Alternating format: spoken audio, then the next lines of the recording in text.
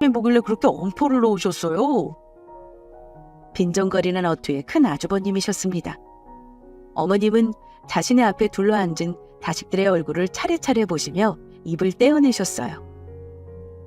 내가 이렇게 엄포라도 놓지 않으면 죽기 전에 니들 얼굴이나 한번 볼 수 있겠니? 그러자 다들 각자 딴청을 피우며 어머니의 눈을 피하더군요. 어머니는 착잡한 듯한 한숨을 깊게 내쉬고는 입을 여셨죠.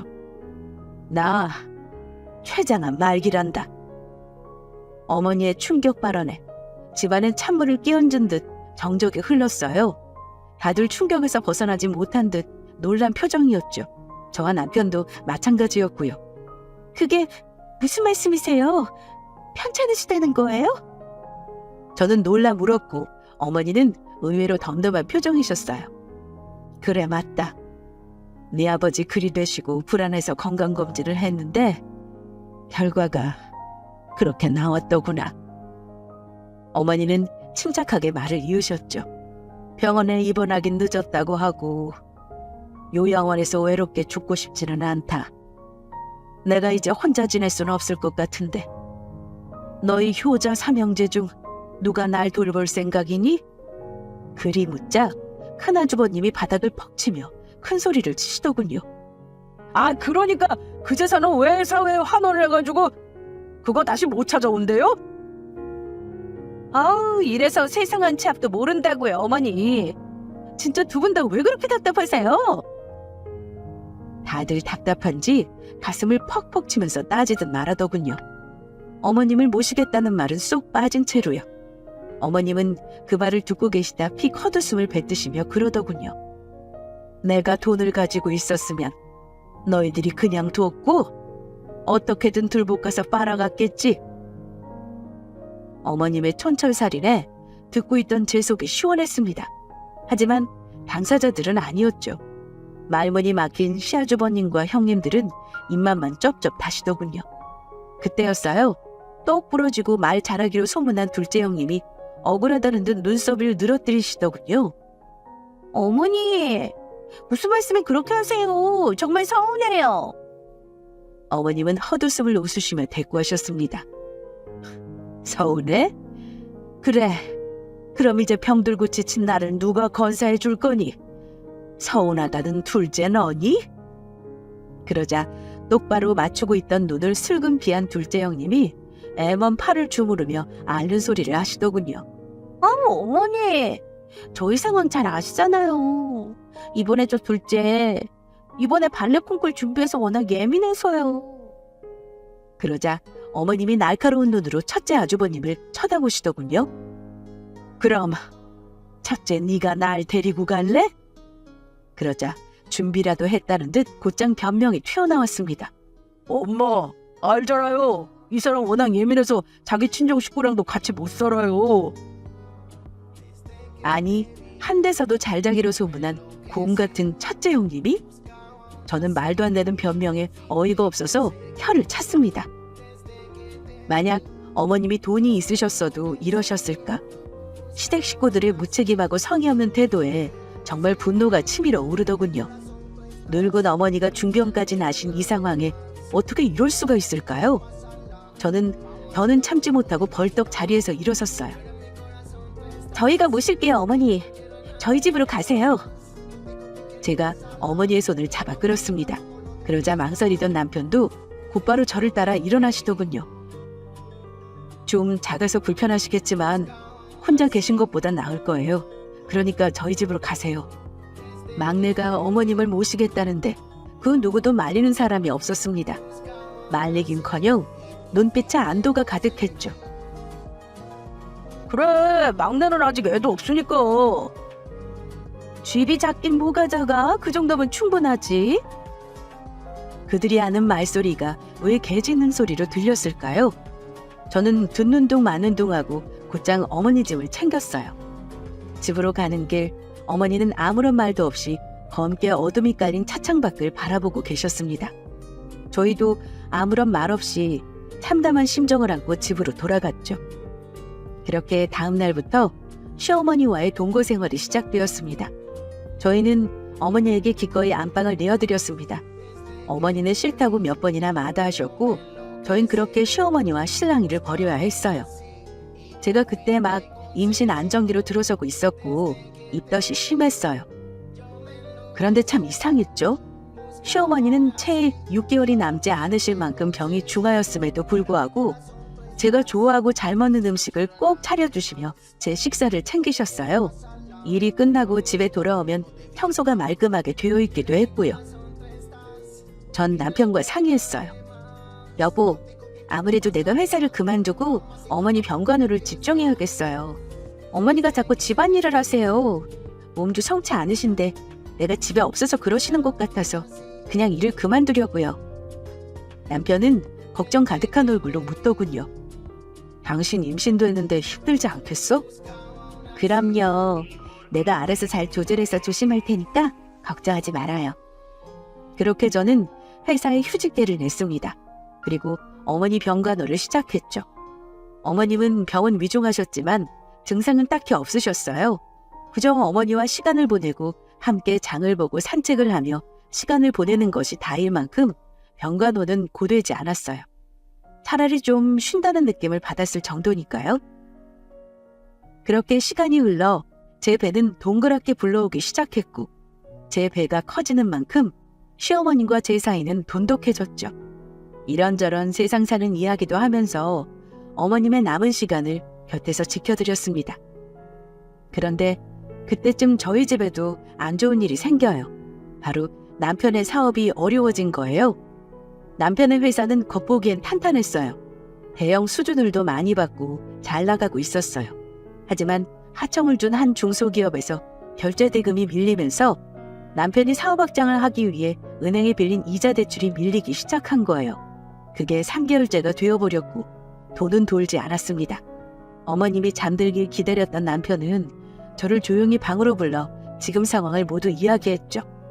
곧 은행이자 밀린 게 3개월째인데 그럼 아파트가 경매로 넘어갈 수도 있을 것 같아. 우선 대책은 찾고 있는데 만약 그렇게 되더라도 너무 놀라지 말라고. 걱정하지 말고 내가 잘 해결할 테니까. 어떻게 걱정이 안 될 수가 있을까요? 저는 손톱을 뜯으며 걱정 가득한 음성으로 말했어요. 나야 괜찮다지만 어머님은 어쩌지? 편찮으신 분인데 좋고 안 좋은 곳에서 사시다가 병세라도 악화되시면. 몸도 성치 않으신 어머님이 걱정하실 걸 생각하니 갑자기 눈물이 핑 돌더라고요. 제가 나오려는 눈물을 꾸역꾸역 손등으로 훔칠 때였습니다. 벌컥 방문이 열리더군요. 바로 잠옷 차림의 시어머니셨어요. 어머니! 어머니는 이 이야기를 다 들으신 듯 표정이 무거웠어요. 그리곤 나직한 음성으로 그러셨죠. 거실로 나와라. 저희는 마치 죄인처럼 거실로 쪼르르 걸어 나갔어요. 아프신 시어머니를 걱정시켜드렸다는 생각만으로도 불효를 저지른 것 같은 기분이었죠. 저희는 고개를 숙이고 아무 말도 없이 어머니 앞에 앉았습니다. 어머님은 작게 한숨을 내쉬면서 입을 여셨는데 그 말씀이 정말 의외였어요. 미안하다. 뭐가 미안하다는 건지 갑자기 사과하시는 어머님에 놀라 고개를 퍼뜩 드니 어머님이 그러시더군요. 나 암에 걸렸다는 말 거짓말이다. 나 사실 병 걸린 거 없단다. 어머님이 털어놓으신 이야기는 기가 막혔어요. 어머님은 아버지 장례식을 끝내고 발길을 뚝 끄는 형제들에게 무척 진노하셨대요.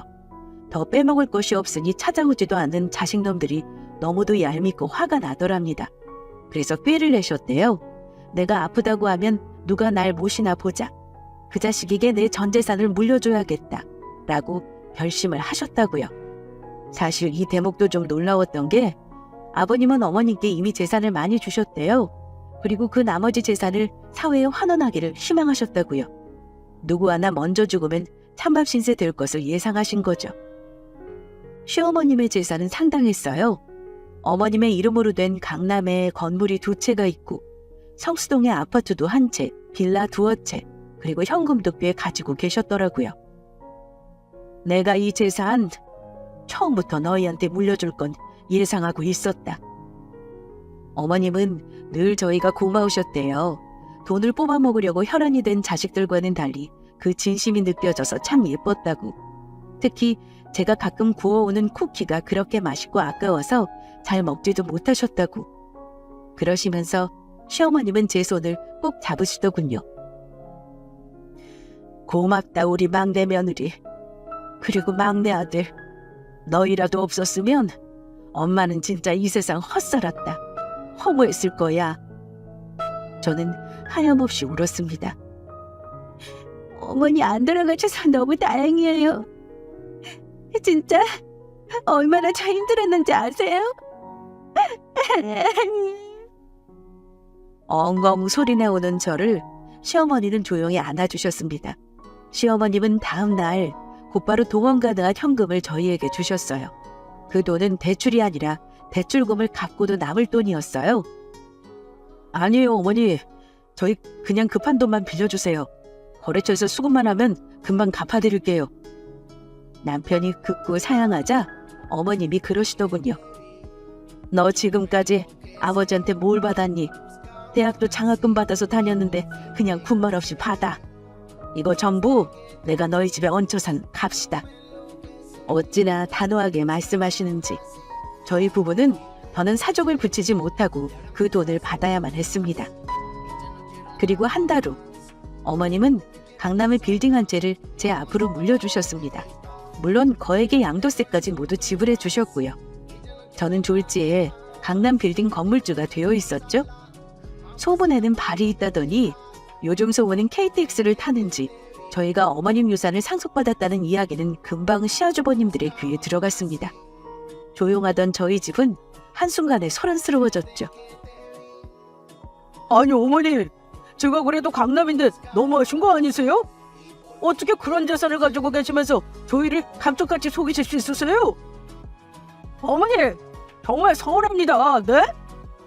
그러자 어머님이 갑자기 푹 하며 웃으시더군요. 그리곤 곧 박장대소하며 허벅지를 때리며 웃기 시작하셨습니다. 다들 당황해 눈을 동그랗게 뜨는데 어머님이 웃음을 뚝 붙이시는데 눈동자에 눈물이 그렁그렁 하셨습니다. 얘들아, 너희네가 암이 아닌 건 기쁘지도 않은 모양이구나. 어쩌면 너희는 내 속으로 나왔는데 이렇게 쓰레기 같니? 하시면서 어머님이 딱 말씀하시더군요.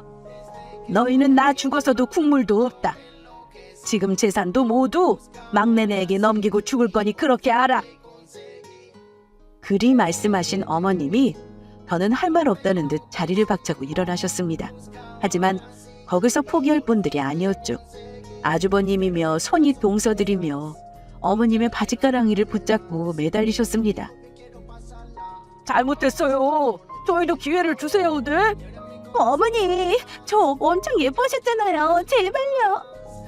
이건 불공평하다고요. 어머니, 제발. 그러자 어머님은 무서운 눈으로 바닥에 넙죽 엎드린 자식들을 보시며 말씀하시더군요. 너희 고려장 이야기 알지? 왜 다 늙은 어미 지게에 지고 가서 버렸다는 고려장. 난 너희에게 그거 당한 거야. 그리고 그 동화의 끝이 뭔지도 알 거다. 너희도 똑같이 네 자식들한테 내게 했던 짓 그대로 돌려받을 거다. 두고 봐라. 하시며 방으로 들어가 버리셨습니다. 아무리 울고 매달려도 소용없었죠.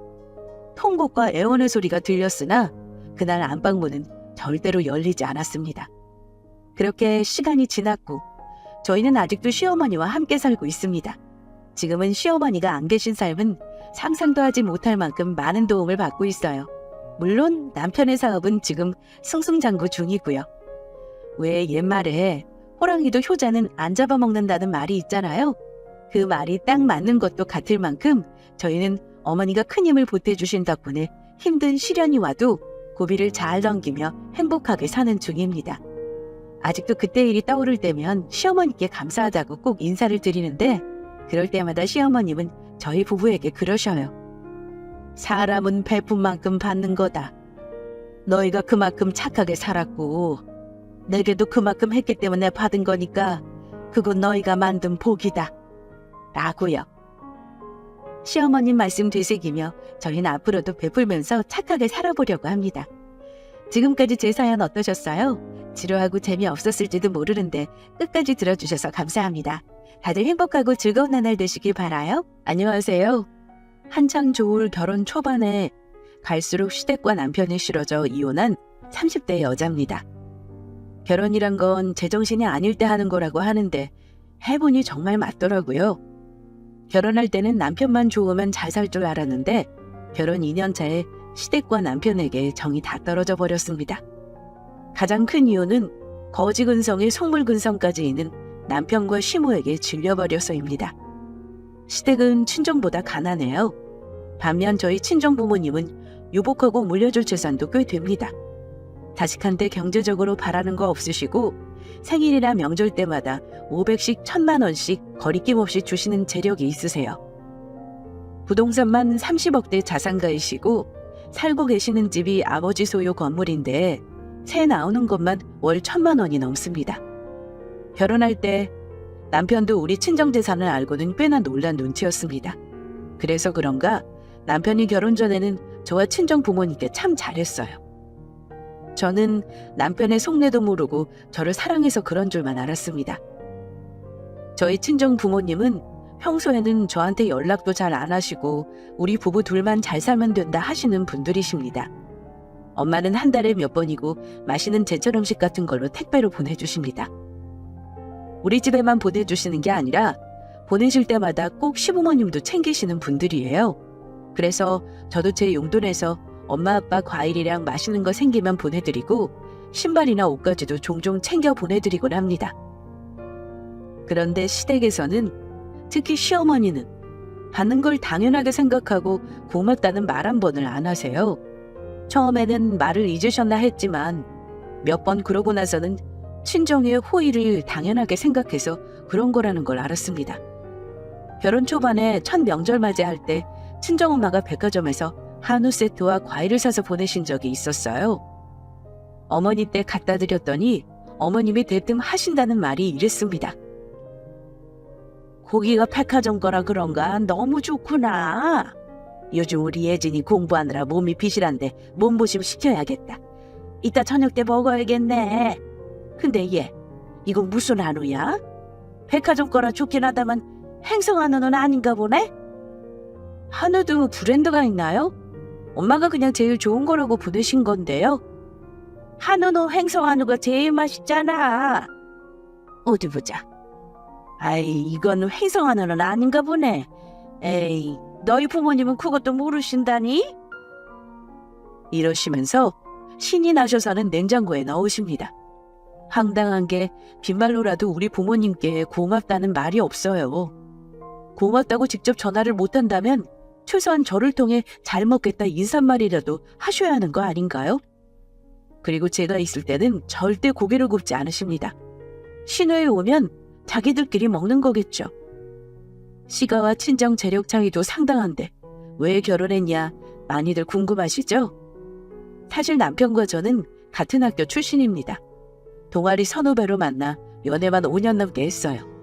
남편은 공대고 저는 의류학과 출신이에요. 남편이 취업 준비하는 동안 제가 먼저 외국 패션 브랜드에 취업이 되어서 1년간 제 뒷바라지 아닌 뒷바라지를 했습니다. 그때는 제가 많이 좋아했으니까요. 그러다가 남편이 누구나 다 아는 대기업에 취업 성공했고 결혼까지 하게 된 거고요. 친정에서는 제가 오래 사귄 사람이라는 거 알고 애초부터 반대 같은 거 안 하셨습니다. 저보다 2살 많은 언니가 아직 미혼이었지만 제가 앞서가는 거 뭐라 하지 않고 결혼 허락하셨고요. 조건만 따지고 보면 제가 훨씬 더 좋았지만 제 눈에는 남편도 못지않게 잘난 남자였어요. 남편은 취업한 지 얼마 안 돼서 모아놓은 돈은 없었지만 솔직히 제 덕에 결혼한 거나 마찬가지입니다. 우리 친정 부모님이 집도 해주셨으니 그야말로 저한테 공짜 장가든 셈이었어요. 본인도 그걸 알고는 있는지 결혼 전부터 저한테 하는 말이 이랬습니다. 결혼하면 장인어른하고 장모님께 진짜 아들처럼 잘할게. 너희 집은 딸만 있는데 내가 아들 노릇 해야지. 정말 그 말 믿어도 되지? 가뜩이나 나 혼자인데 시집가고 나면 우리 부모님 너무 허전하실 것 같아 걱정이었거든. 그럼 당연하지. 사위가 아니라 아들처럼 잘할게. 이러면서 친정 부모님께 잘하겠다는 말을 하도 많이 하길래 정말 그 말을 믿었습니다. 네, 제가 등신 맞습니다. 결혼 저렇게 했어요. 결혼에 손해가 어딨어 라는 생각으로 했습니다. 하지만 저에게도 결혼은 현실이라는 온 세상이 다 아는 이 명제는 여지없이 해당되는 것이더군요. 제가 알게 된 시댁 상황이 어땠냐면요. 시부모님 두 분은 노후 준비가 전혀 안 되어 있었습니다. 시집 안 간 시누이는 몇 년째 취업 준비만 하는 상황이었고 버는 돈 없이 전부 우리 남편에게만 의존하고 있었어요. 두 분 다 나이는 60대인데 노후 준비가 안 되어 있으면 뭐라도 일을 하실 법하잖아요. 그런데 남편이 보내주는 용돈으로 생활하십니다. 오롯이 남편이 보내주는 돈이라고 할 수도 없는 게 결혼 전에는 남편 혼자 버는 월급으로 그 집 식구들이 생활했고 결혼 후에는 저와 남편이 월급을 합쳐 300 정도 생활비를 맞춰드립니다. 그러다 보니 남편과 둘이 벌어도 빠듯할 때가 많았어요. 오히려 결혼 전보다 하고 싶은 거 참고 살아야 했습니다. 시누이는 모아놓은 돈은커녕 일할 생각도 없어서 간간히 아르바이트만 하는 걸로 알아요. 제가 봐도 참 답이 없지만 저만 답답해하는 것 같았습니다. 시누이는 외모는 또 반반해요. 학벌도 별로이고 직장도 없는데 참 희한한 게 날아다니는 남자는 많다고 자랑삼아 얘기하긴 합니다. 뭐 그것도 제주라면 제주인 거겠죠. 시부모님은 아주 나쁜 분들은 아니셨지만 제가 느끼기에 약간 뻔뻔한 부분이 있었어요. 특히 시어머니는 본인이 결혼해 살면서 힘들었던 거나 쌓였던 걸 아들을 결혼시키고 나서 보상받고 싶어 하셨습니다. 자기는 예전 시어머니처럼 시집살이 시키고 싶지 않다고 하면서 며느리와 쇼핑도 하고 여기저기 돌아다니고 싶어 하셨어요. 가끔 김치나 반찬 같은 거 챙겨주시기도 하셨는데 그걸 빌미로 오셔서는 꼭 본인이 바라시는 거 한 가지씩은 얻어가십니다. 나는 며느리 부려먹는 거 절대 안 하고 싶어. 내가 너 우리 집에 오면 일 시켜 먹는 거 봤어? 다 네 시누이랑 내가 하자니. 세상에 이런 시어머니 없다. 그건 너도 알지? 주변에서도 나같이 하는 시어머니 없다더라. 근데 요즘은 식구들 다 모여서 밥 한 끼 먹으면 식구가 하나 늘었다고 설거지하는 게 왜 이리 힘들다니? 요즘에는 뭐 식기세척기가 손으로 씻는 것보다 더 깨끗하다지? 그거 하나 있으면 너나 하나나 명절에 설거지 걱정은 없겠구나. 얘기하다 보면 세상에 이런 시어머니 없다고 자화자찬을 하시고는 꼭 저렇게 흘리십니다. 그래서 결국은 식기세척기 제가 사드렸어요. 게다가 어머니는 저랑 가깝게 지내고 싶어 하시고 자주 보고 싶어 하시는데 저는 그게 부담스럽습니다. 제 입장에서는 생활비 드리는 게 마지노선이거든요. 생활비를 적지 않게 받아가시면서 늘 플러스 알파로 바라시는 거 부담스럽고 싫었어요. 저 같으면 아들녀가 뼈 빠지게 고생해서 한 달 생활비 보내드리면 미안해서라도 다른 요구는 못하는 건 당연하고 해드린다 해도 마다할 것 같은데 말입니다. 매번 얄밉게 뭐가 좋다더라 얘기하시는 것도 얄밉고 친정에서 보내는 선물에 고맙다는 인사나 하다못해 음료수 답례 하나 하지 않는 것도 싫었습니다.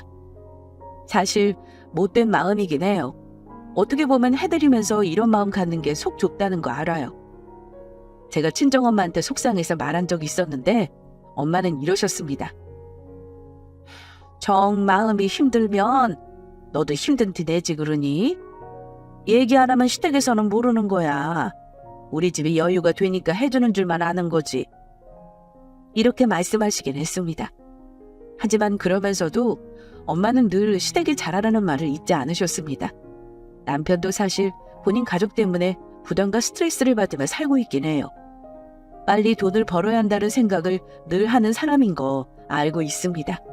그래서 초반에는 저도 별 얘기 안 하고 스트레스 최대한 안 주려고 했어요. 마음도 굳게 먹으려 노력도 많이 했고요. 하지만 자꾸만 친정과 비교가 되는 게 보이니 저도 사람인지라 때로는 열받기도 했습니다. 자기네 집에는 생활비 드리면서 우리 부모님은 여유 많으니까 당연히 안 드려도 된다 생각하는 것도 솔직히 화가 나더라고요. 저희 부모님이 용돈 받더라도 액수가 중요하겠습니까? 부모 생각하는 마음에 감동하시고 돈을 더 보태서 돌려주실 분들이 저희 친정 부모님이십니다. 저희가 어버이날에 처음으로 용돈을 드렸던 적이 있었는데 엄마 아빠는 너무 미안해하시면서 이 돈을 어찌 쓰냐고 하시더라고요. 그러더니 한 달 후에 저의 차를 바꿔주셨습니다. 남편이 결혼 전부터 타고 다니던 차 오래돼 보인다면서요. 결혼하기 전엔 집안 경제력 격차가 어떤 건지 정말 와닿지는 않았거든요. 근데 생활하면서 바로 느끼겠더라고요. 아, 이런 걸로도 마음이 상할 수 있는 거구나 하고 말입니다. 매달 시댁에 의무적으로 들어가는 돈이 있는 것도 그렇습니다.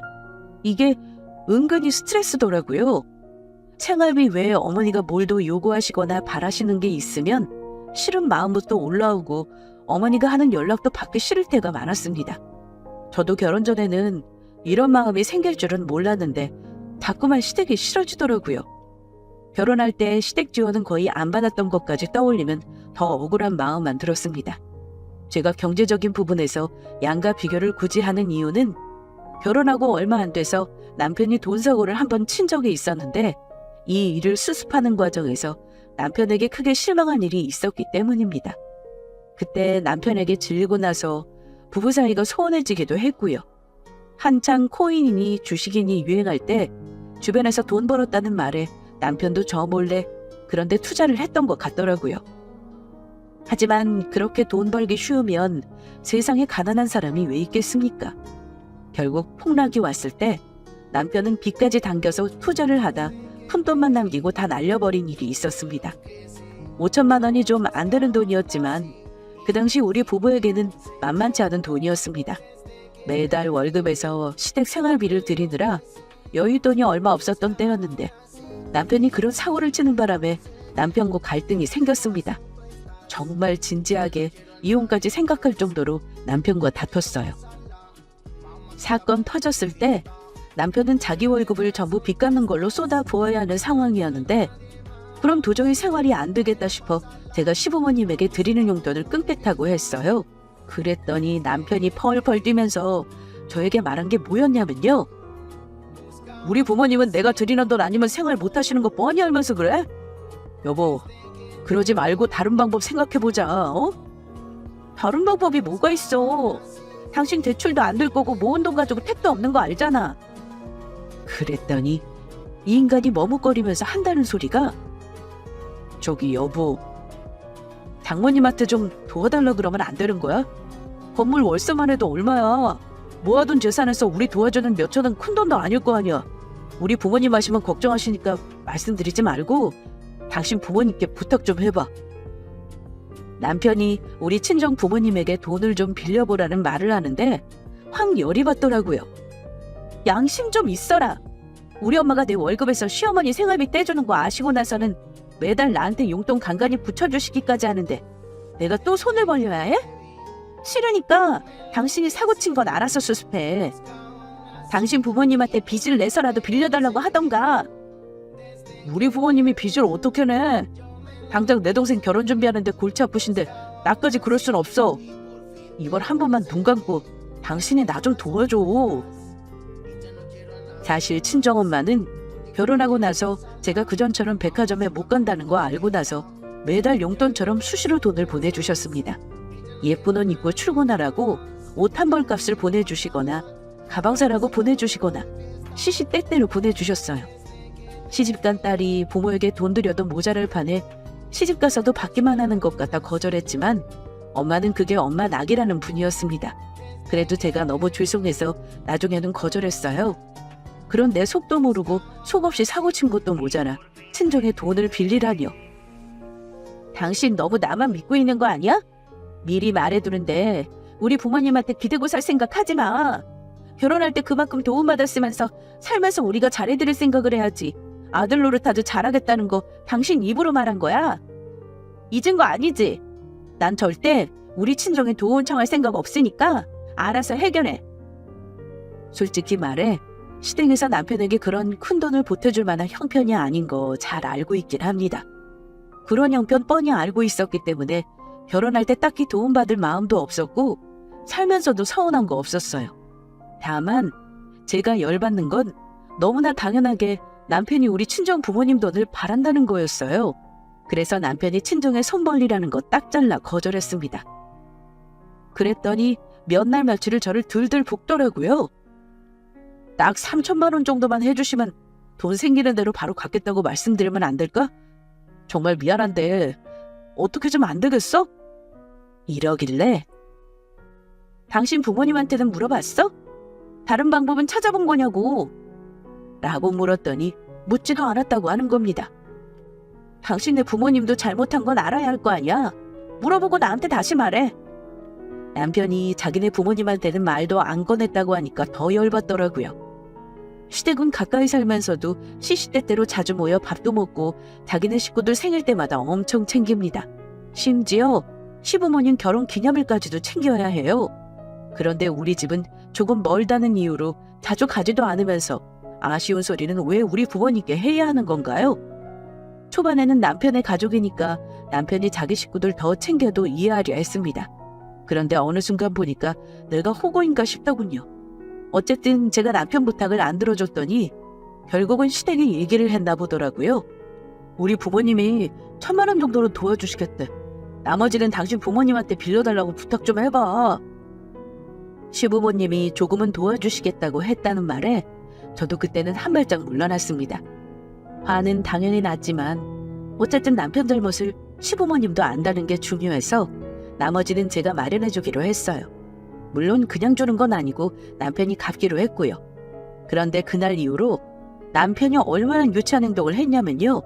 툭 하면 제 옆에서 한숨을 푹푹 쉬며 자기 부모 걱정을 하는 겁니다. 하루 종일 걱정을 했다는 게 맞겠나요? 우리 부모님 돈 없는데 대체 무슨 돈으로 빌려주시겠다 하시는 거지? 그 큰 돈을 어디서 구한 거지 대체? 혹시 뭐 사채 이런 건 아니겠지? 계속 한숨 쉬고 자기 부모님 걱정을 하면서 우리 부모님이 돈 보내주셨을 때는 고맙다, 죄송하다 이 한마디 말하고 끝입니다. 가만 보면 남편은 늘 말로만 우리 부모에게 효도를 하는 것 같았습니다. 제가 부모님에게 때로 고맙다고 얘기하면 엄마는 사위 보고 준 돈 아니고 너 힘들까봐 준 돈이니까 미안한 마음 갖지 마. 이렇게 말씀하시며 제 마음을 달래주셨습니다. 제가 너무 화가 났던 건요. 자기 부모는 어려운 형편이니까 힘들게 구한 돈이라 귀하고 우리 부모 돈은 당연히 받을 수 있는 돈인가요? 지가 사고쳐서 빚 만들었으면 본인이 해결해야지. 자기 부모고 우리 부모고 여기저기 손 벌리고 심지어 자기 부모님에게는 말도 안 하려 했다는 게 생각할수록 화가 났습니다. 이렇다 보니 나중에 이런 일이 있을 때마다 저한테 자기 책임을 떠넘길 수 있겠다는 생각이 들더라고요. 그런데 제가 그런 마음을 갖고 있어서 그런 건지 살다 보니까 자꾸만 서운할 일이 생기더라고요. 그 일 겨우 수습하고 나서 얼마 지나지 않아 친언니가 결혼하게 되었습니다.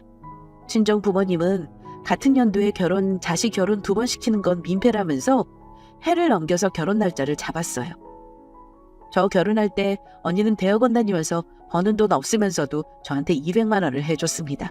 저도 도움을 주고 싶었는데 언니가 가전으로 해달라기에 사고 싶다는 냉장고를 장만해줬어요. 근데 제가 냉장고 장만해주는 거 보고 남편이 얼마나 인색하게 굴었는지 모릅니다. 너무 비싸다는 둥, 자기 동생 결혼할 때도 그 정도는 해줘야겠다는 둥 지랄을 했지만 싹 다 무시하고 제 돈으로 해줬어요. 어차피 남편 놈은 자기 돈 안 보탤 테니 물어보지도 않았습니다. 그래도 경조사니까 시댁에는 알려야 하는 거라 언니가 결혼한다고 했습니다. 시댁 수준이면 경조사비 한 30만 원 정도 하시겠거니 했어요.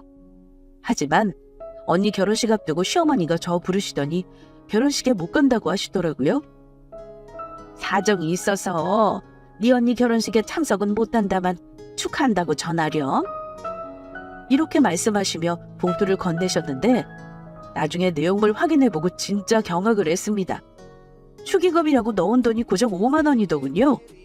무슨 회사 동료가 결혼한답니까? 저는 너무 기가 막혀서 남편에게 말도 안 했어요. 그거 말해봤자 싸움밖에 더 하겠어요? 친정엄마한테 차마 5만 원짜리 봉투를 건넬 수가 없어서 제 돈으로 채워 시어머니가 주시는 거라고 하고 드렸습니다. 엄마는 고마워하시면서 언니 결혼하고 나서 시댁으로 답례 선물까지 보내려고 하시길래 제가 따로 했다고 신경 쓰지 말라고 겨우 말렸어요.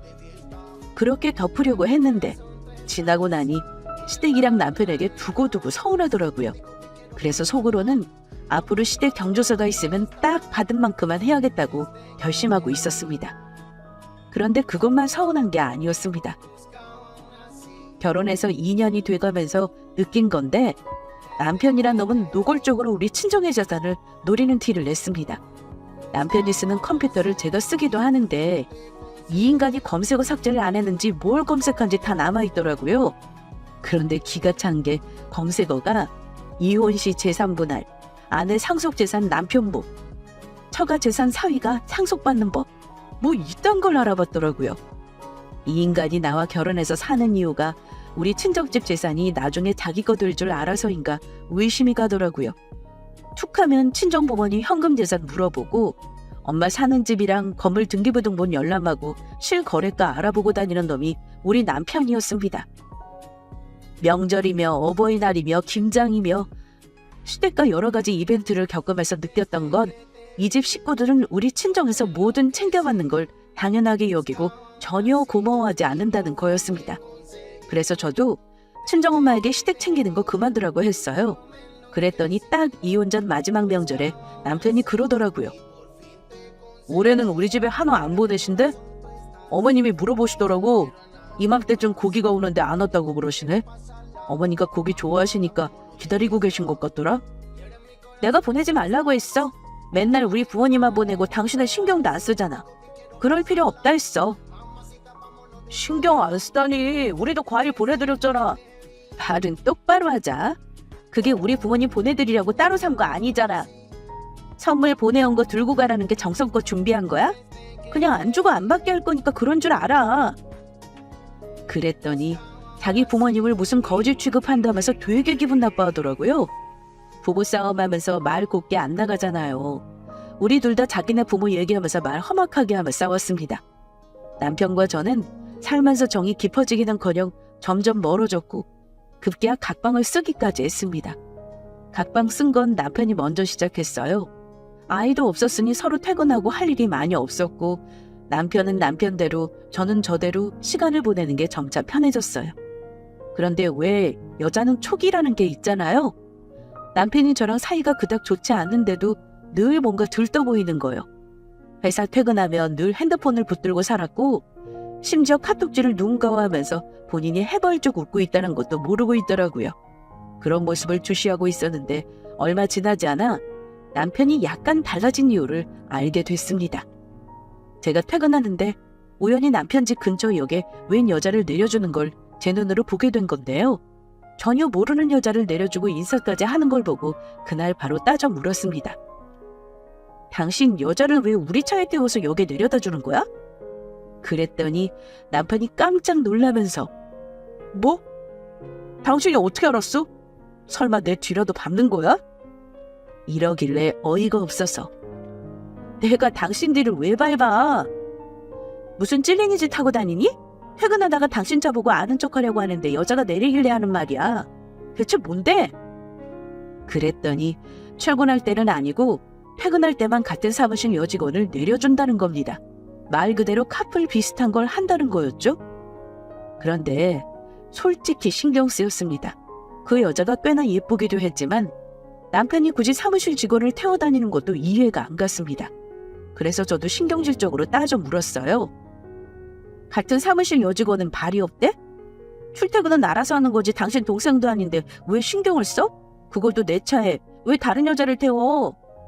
기분 나쁘니까 당장 그만둬. 안 그럼 당신 진짜 그년이랑 뭐 있다고 생각할 거야? 카풀하다가 커플 되는 거 한순간인 거 몰라? 당신 나한테 그랬지? 아무 이유 없이 여자한테 호의 베푸는 남자는 없다고.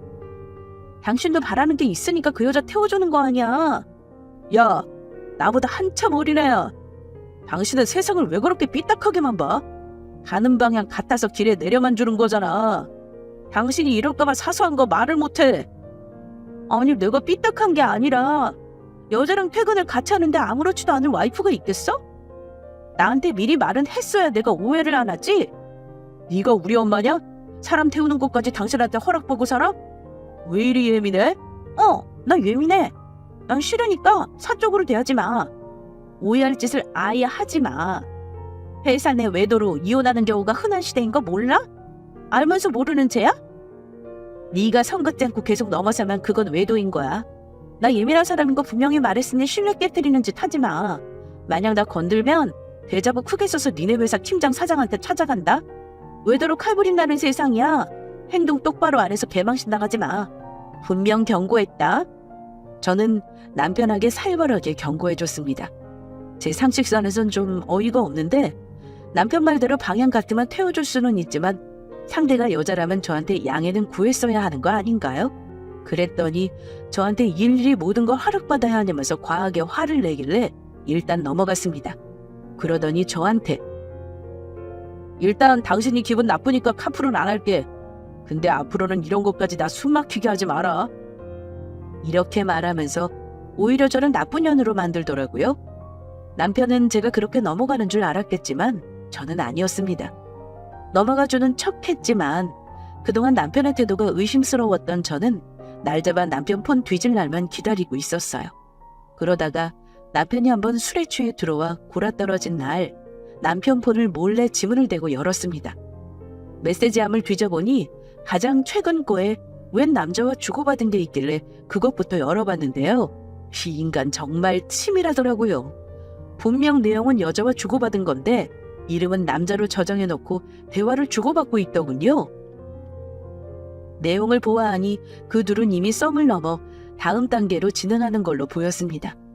점심도 같이 먹고 둘이 같이 출장도 다니고 퇴근도 같이 하고 아주 난리가 났더라고요. 심지어 와이프가 알아서 당분간 조심해야 한다는 둥 그런 말까지 있는 거 보니 보통 사이는 아니었습니다. 다만 정황 증거만 있을 뿐 정말 갈 때까지 갔는가는 확실한 증거는 찾을 수 없었어요. 아마 치밀한 인간이 들킬 걸 대비해 카드 내역도 조심한 것 같았습니다. 어쨌든 그걸 보니 이해가 갔습니다. 남편에게는 그 여자애가 생활의 활력소였다는 걸요. 저는 남편에게는 모른 척하고 일단 정확한 증거를 더 모을 때까지 기다려볼 생각이었습니다. 일단 그 여자 전화번호를 따고 메시지 내역도 전부 사진으로 남겨놨죠. 그때는 어쩐 심정이었냐면요. 남들은 남편 바람 피우는 낌새 눈치채면 부들부들 떨린다고 하잖아요. 솔직히 저는 옳다구나 하는 심정이었습니다. 어디 한번 걸려봐라 하는 심정이요. 아마도 제가 짧은 결혼 생활 동안 이미 너무 많은 실망을 해서 이혼을 이미 염두에 두고 있었던 것 같아요. 하지만 딱히 남편을 유책 배우자라고 할 만한 사유랄까? 그런 게 부족했거든요. 이것만 제대로 잡으면 이혼할 때 나한테 유리하지 않을까 하는 생각이었습니다. 그래서 남편에게 숨기고 몰래 뒤를 캐는 동안 억장이 무너지거나 하지는 않았어요. 어찌하면 제대로 혼내줄 수 있을까 이것만 고민했고요. 남편은 단순히 사무실 여직원이라고 했지만 제가 본 바로는 그냥 부하와 상사 사이는 절대 아니었네요. 그 여자애는 아직 어려서 인스타그램 같은 걸 하더라고요.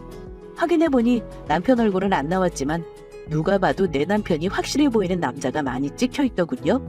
남편은 저에게 얼마나 야무지게 거짓말을 했는지 모릅니다. 아주 저 모르게 많이도 놀러 다녔더라고요.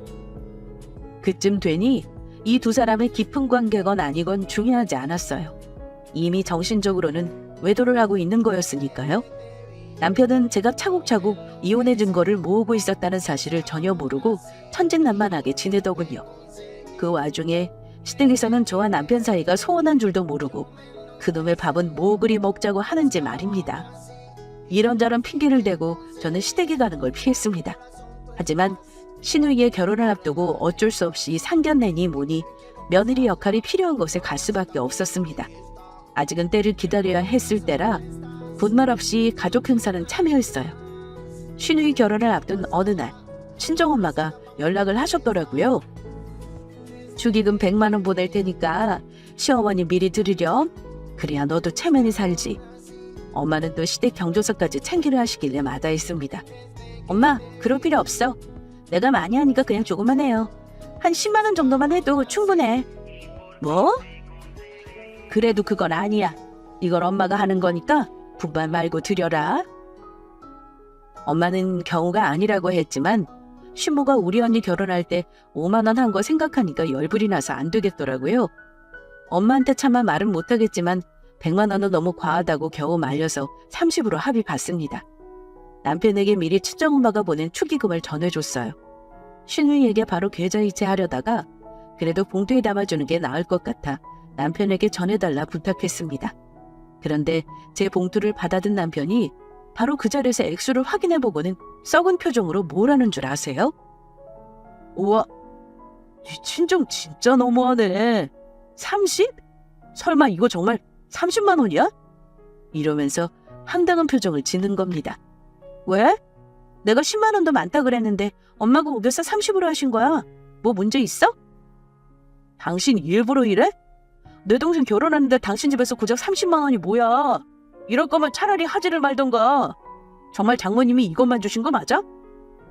30만 원 축의금이 적다는 말을 하며 화까지 내는 거 보니 저 역시 간신히 누르고 있던 화가 치밀어 오르더라고요.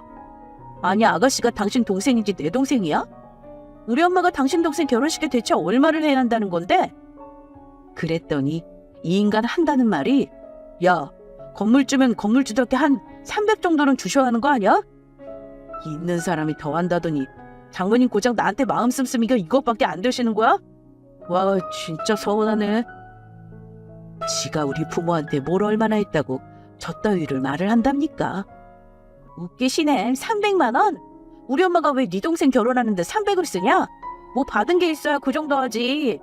너네 집은 거지라서 우리 언니 결혼할 때 5만 원 보냈냐? 5만 원 보낸 거에 30만 원 갚는 건데 고마운 줄은 모르고 300 같은 소리 하네. 우리 집에 돈 맡겨놨어? 친정집에는 돈 쓰는 거 아까워하면서 뭘 그리 바라는 게 많은 건데?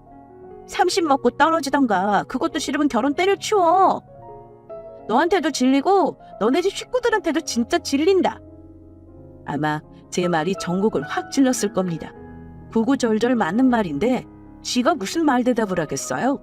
혼자 대꾸도 못하고 씩씩거리더니 고작 한다는 소리가 네가 이러니까 우리가 같이 사는 재미가 없는 거야. 매사 따지려 들고 예민하게 구는데 남자가 기분이 좋겠냐? 다 형편에 맞춰서 하는 건데 뭐 우리 엄마가 5만 원 했으니까 그런다고?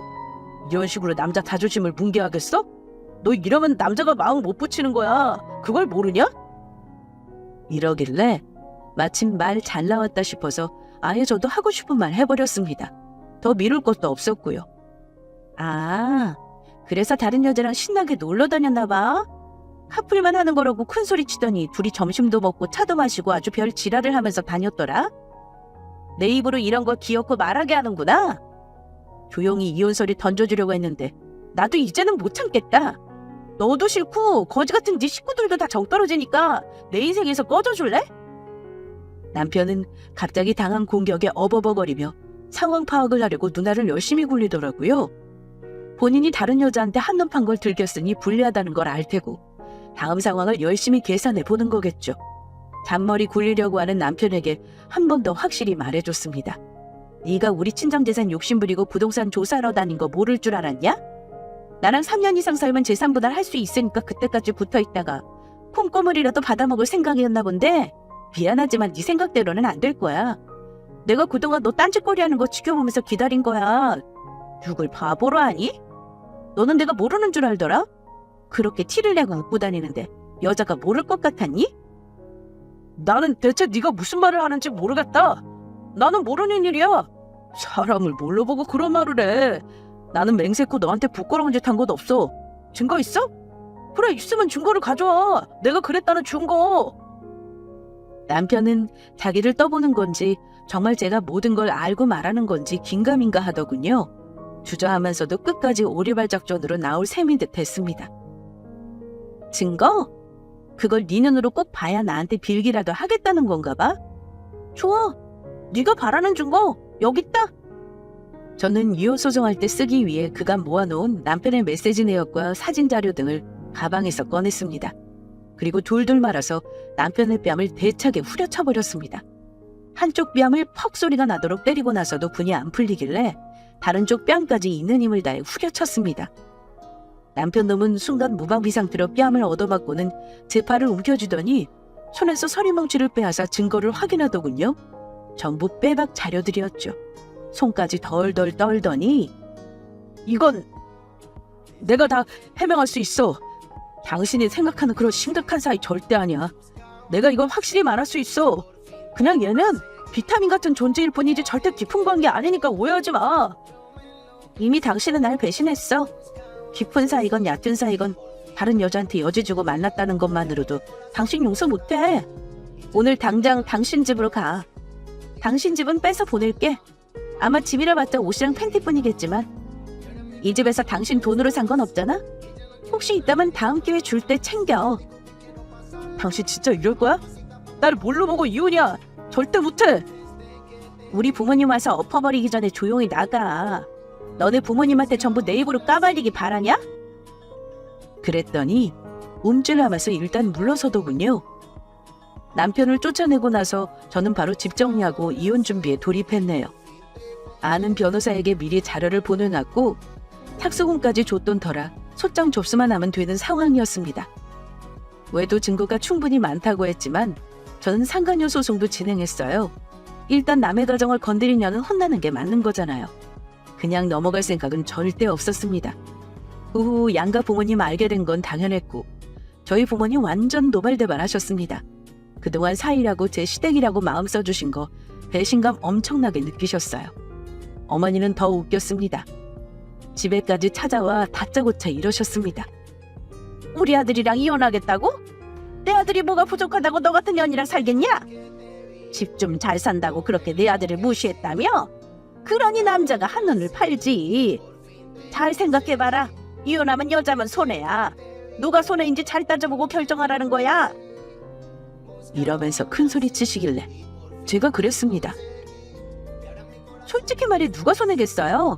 저 같은 재우 많은 여자 놓친 남편이 손해죠. 잘난 아들 끌어안고 평생 살아보세요. 아님 고분고분한 새 며느리 들이시던가요. 저희 부모님 오시기로 했으니까 봉변 당하기 전에 돌아가시죠. 저는 어머니에게 쏘아붙이고 다시는 찾아오지 말라고 했습니다. 저희 친정아빠는 어찌나 화가 나셨는지 다음날 시댁에 찾아가서 다 엎어버렸네요. 남편 놈은 정말 이혼당하게 생기니 그제야 빌더라고요. 빈다고 받아줄 거면 제가 저희 부모님까지 불러 그 사달을 내진 않았을 겁니다. 확실히 끝내기 위해 마무리를 한 거였죠. 그 후 저는 소송으로 이혼했습니다. 혼인기간이 짧아 오래 걸리지 않았어요. 유책 배우자가 명확했으니까요. 위자료 2천에 재산 분할 없이 끝났습니다. 상간소송은 1년이 지난 지금도 진행 중이네요. 남편이랑 바람난 년이 하도 부인하고 증거 불충분 주장을 해서 긴 싸움이 될 것 같습니다. 이번 기회에 그녀도 정신 차리라는 의미에서 끝까지 괴롭게 할 작정입니다. 이렇게 이혼하고 나니 속이 시원하네요. 아무리 사랑이 좋다고 해도 결혼은 현실이라는 말이 맞아요. 그리고 절대 속물근성, 거지근성의 집안과는 인연을 맺지 말라고 말씀드리고 싶네요. 염치 없는 건 불치병입니다. 절대 고칠 수 없는 병이에요. 저와 비슷한 경험으로 이혼한 분들 꽤나 많을 겁니다. 미혼분들은 결혼 전에 이런 경우를 꼭 피해가시기 바라는 마음으로 사연을 보낸 거니 꼭 참고하시기 바랍니다. 저의 사연은 여기까지예요. 유쾌하지 않은 얘기지만 끝까지 들어주신 구독자분들께 감사 인사를 전합니다. 저는 앞으로 이혼의 아픔을 잘 털어내 보겠습니다. 이야기는 여기서 마칠게요. 감사합니다. 안녕하세요. 30대 중반으로 결혼 코앞까지 갔다 뒤엎은 여성입니다. 부모님 세대만 해도 일찍 결혼해서 아이 낳고 가정을 꾸리는 게 여자들의 삶이었죠. 제가 학교를 다닐 때만 해도 20대 후반도 결혼 정년기가 한창 지난 노처녀라는 말이 익숙했어요. 그런 시기를 보내 막상 제가 결혼할 나이가 되니 이제는 혼인을 하지 않겠다 선언하는 사람들도 생겨날 만큼 짧은 시간 동안 많은 변화가 생겼습니다. 흔히 비혼주의라 한다죠. 결혼을 하지 않는다고 선언한 사람들 말이에요. 저 역시도 선언을 할 정도는 아니지만 아쉬울 거 없고 혼자가 익숙한 삶이라 결혼에 대한 조바심이 없었어요. 그런 저에게 뒤늦게 찾아온 사랑.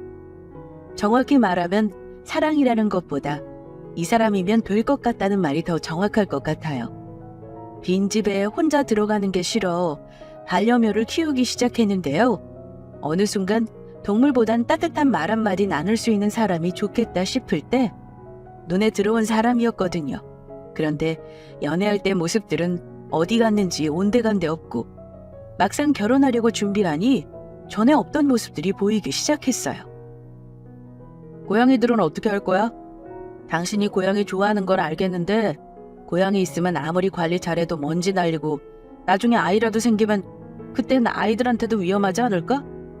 그리고 찾아보니까 나이 들수록 병원비가 많이 든다던데 그건 자기가 감당할 거야? 생활비 공동으로 부담할 텐데 거기서 지출하는 거 좀 아닌 것 같아서.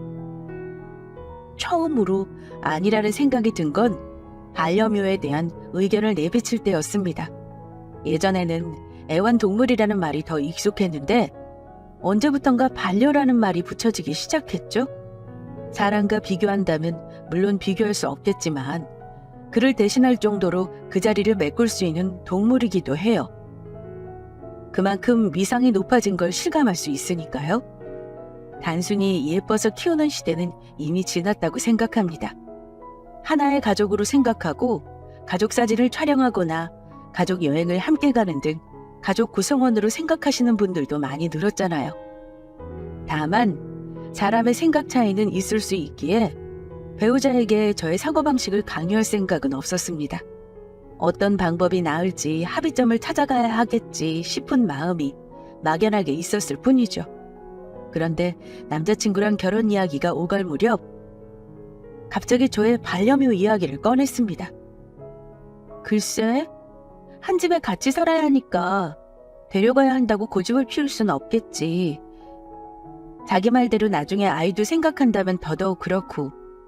그런데 만약 분양해서 누가 데려가지 못한다면 내가 키워야 한다고 생각해.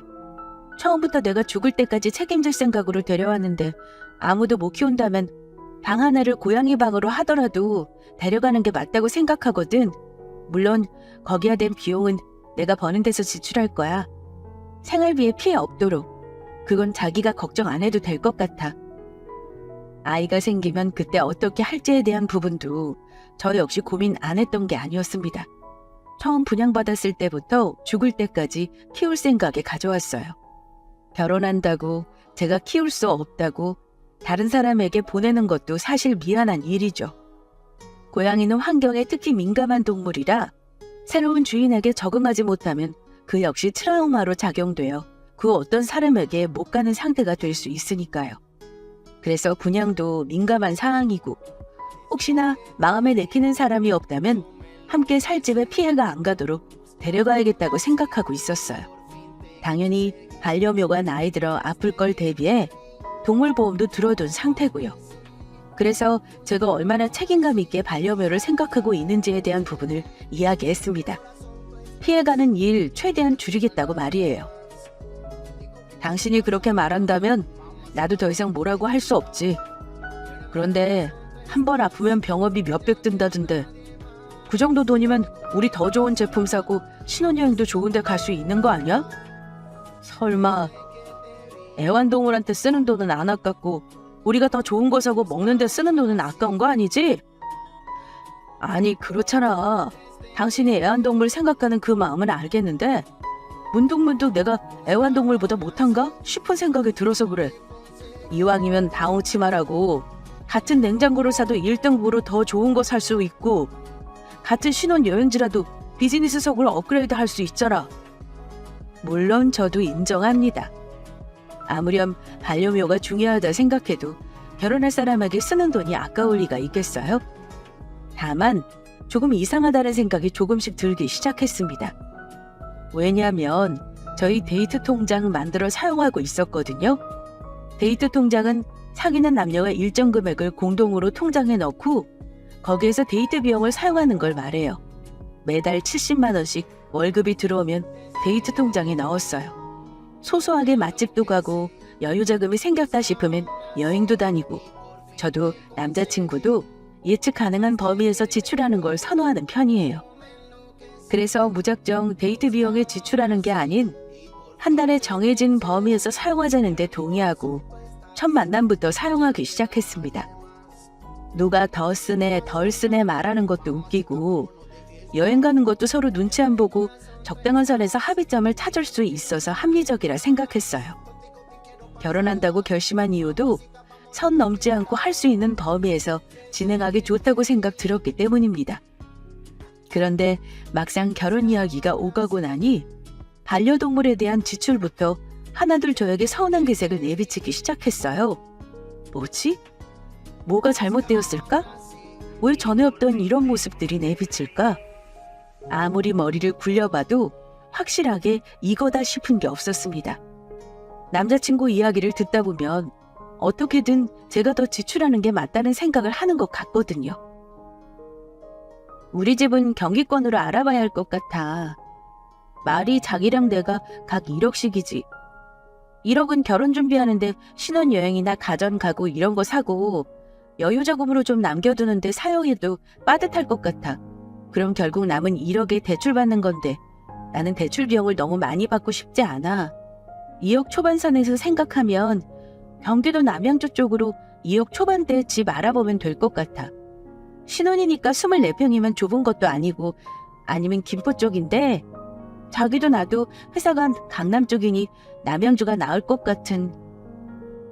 자기 생각은 어때? 남양주? 거기서 강남으로 출근하려면 자가용 끌고 가도 안 막혀야 30분인데 막히면 답 없는 거 아니야? 버스 타면 1시간 각오해야 하고 경기도로 갈 거면 잠실 바로 옆 구리면 모를까. 남양주는 너무 멀다. 사실 애완동물 안 데리고 오면 20평 안쪽도 나쁘지 않지 뭐.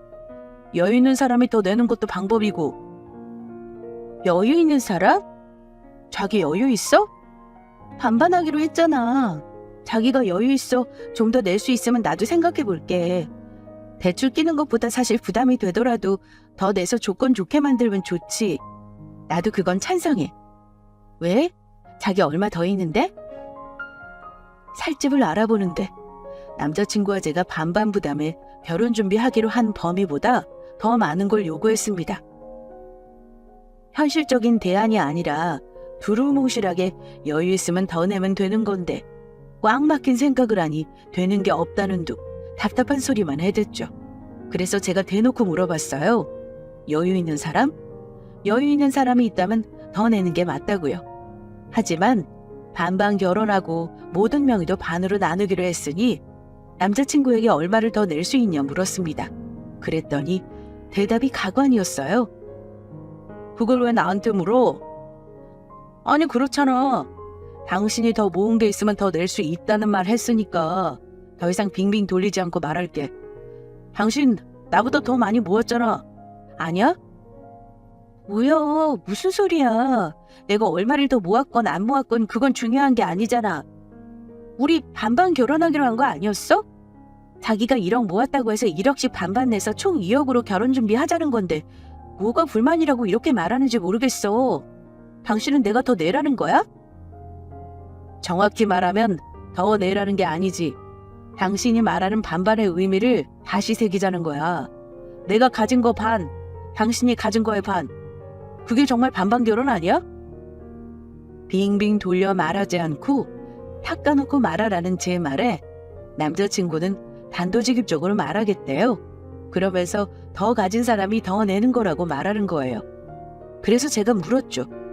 반반 결혼하기로 했으면 똑같이 반반 내는 건데 내가 더 모았어도 남자친구가 가진 금액이 1억이니 제가 더 내고 싶어도 반반이 넘으니 그럴 필요가 없는 거 아니냐고요.